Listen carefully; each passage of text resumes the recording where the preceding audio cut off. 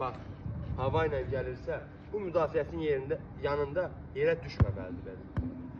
Müdafiəsi ya bunu havada bir çıxardır, başdan çıxardır. Əgər heç kim yoxdursa yanında saxlayır, yerə pas verir.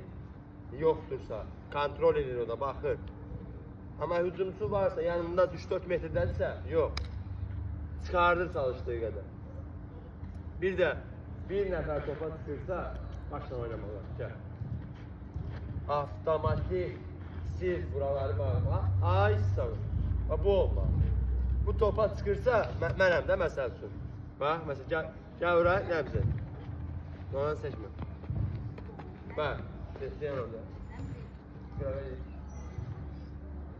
Rəmzi mənə pas verəndə mən turqun çıxırma. Gəl, hop, çıxdı, hop, hop, ay sağ ol. Bax, qıraqları bağlayırıq. Bağla biraz gelin, Burada toplar keçməməlidir. Buraları siz bağlamalısınız.